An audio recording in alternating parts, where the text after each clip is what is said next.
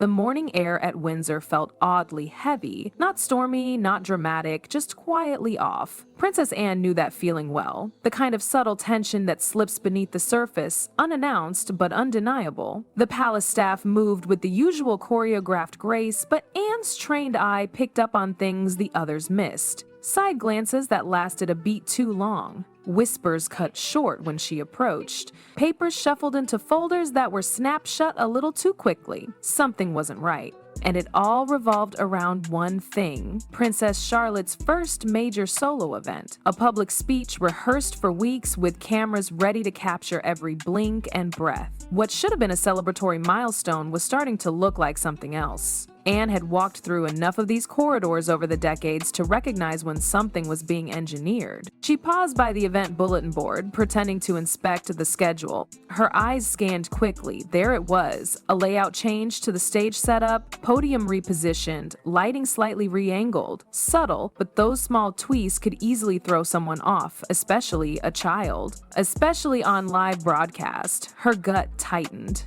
It reminded her of something, or rather, someone. Catherine. Years ago, Anne had seen the exact same patterns back then. Smiling aides with quiet knives, edited speeches, lighting malfunctions, little things that added up to humiliation unless stopped in time. That time, Anne had acted silently, swiftly, and without asking for permission. No one ever found out. But Catherine's debut had gone off flawlessly because Anne had dismantled the sabotage brick by brick. And now here it was again, different target, same game. Charlotte didn't see any of it. How could she? She was excited, buzzing with the kind of nervous pride that comes before your first big moment. The speech was simple, a charity initiative she cared about. But Anne had noticed changes in the phrasing during rehearsal. Phrases that sounded clunky, twisted slightly, enough to throw off her rhythm if she wasn't careful.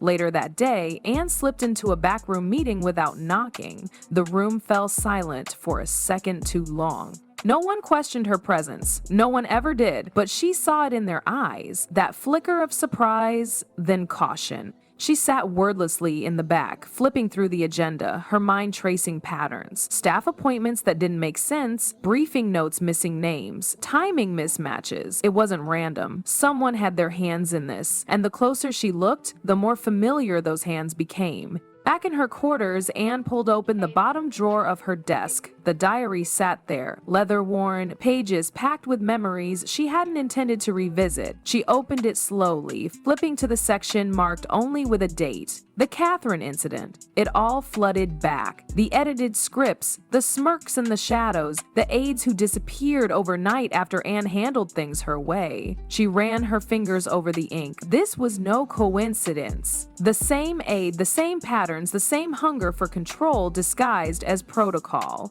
Anne closed the diary, her jaw set. The worst part wasn't even the sabotage, it was the message behind it, that Charlotte needed to be put in her place, that she didn't belong in the spotlight unless someone else handed her the script and controlled the lighting. That message was what lit a fire in Anne's chest. She wouldn't let it happen again, not to Charlotte, not on her watch. Quietly, deliberately, she started digging, not with accusations, but with silence. Because when Anne gets quiet, that's when you know something's about to shift. And the palace? It was about to feel that shift. The hallway outside the aide's office was silent. Midnight at Windsor always felt a bit eerie, like the palace held its breath once the lights went out. Anne stood there, unmoving, her eyes locked on the polished wood door. For days, she'd been watching, waiting. Now was the moment. No more whispers, no more games. She pushed the door open. The room was neat to a fault. Not a page out of place, not a pen crooked. But Anne wasn't looking for mess. She was looking for intent.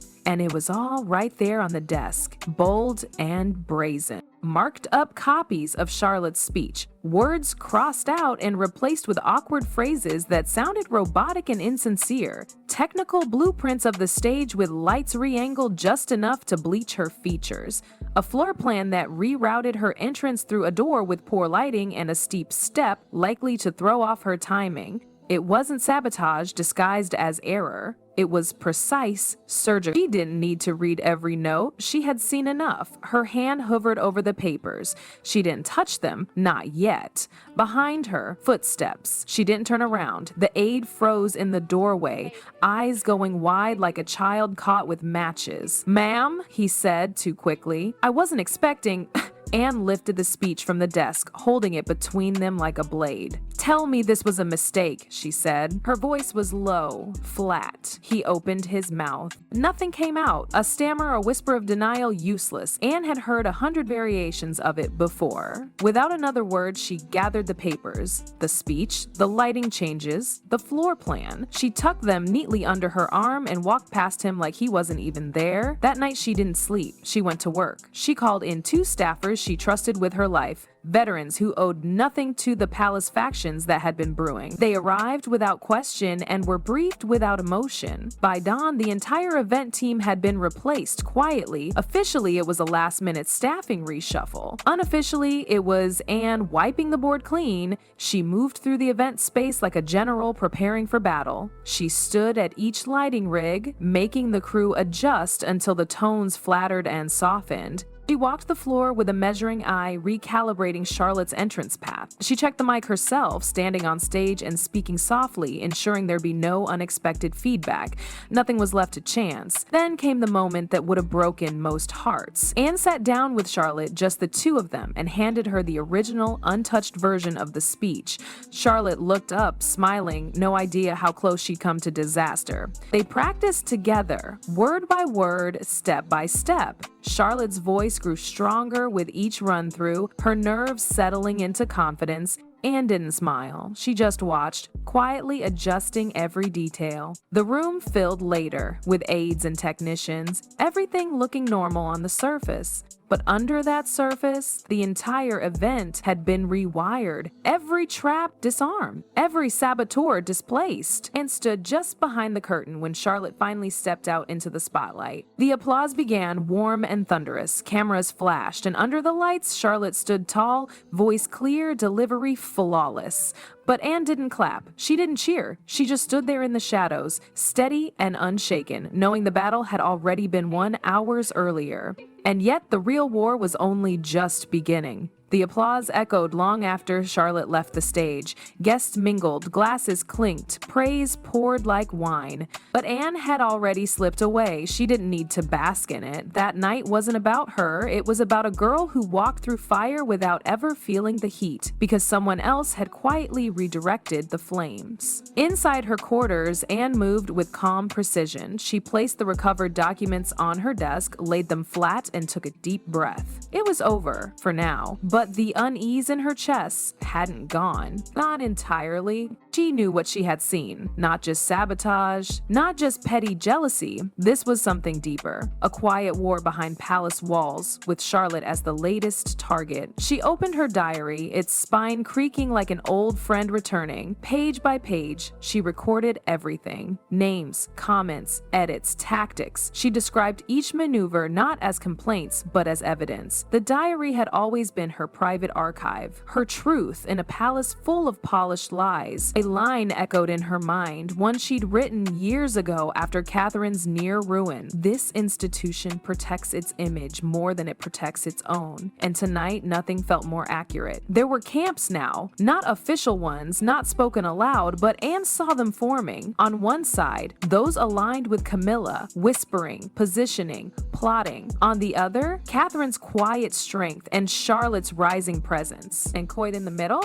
The monarchy itself. Anne had lived through this before. She'd watched it rip through Diana, crack Charles, pit staffs against one another like chess pieces. Power in the palace wasn't worn, it was played for. And now, someone had tried to take a pawn off the board before she could even become one. She stared at the last page she'd written, fingers resting on the ink. Then she looked toward the fire. A part of her wanted to burn the whole book, erase it all, lock the truth away forever. But she didn't move, because the truth, once written, has its own strange gravity. The thought of Charlotte discovering the diary one day struck Anne like a lightning bolt, seeing every hidden move laid bare, learning just how close she'd come to humiliation. Would it empower her or haunt her? Would it make her proud Or ashamed that she didn't see it herself? Worse, would she start to question every win after that? Every compliment? Every moment of triumph? Would it all feel like charity instead of merit? That was the fear Anne couldn't shake. She locked the diary away again, not out of secrecy, out of mercy.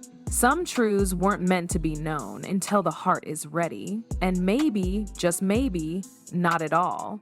The corridors outside her room were quiet again, but the air hadn't cleared. Anne knew the rivalries were only getting sharper. This time it had been Charlotte. Next time it could be someone else. She thought of William. He didn't know. He never would. Not because she didn't trust him, but because she did. He'd tear down walls to protect his daughter, scorch the earth if he found out, and the fallout would consume more than just the guilty. It would stain everything, including Charlotte's victory. Anne could carry that weight. She always had. That was her role. Not the spotlight, not the applause, just the quiet force behind the curtain, making sure the curtain didn't fall. Before bed, she wrote one final line. They will remember her smile, but I will remember why it stayed. And with that, she turned off the light.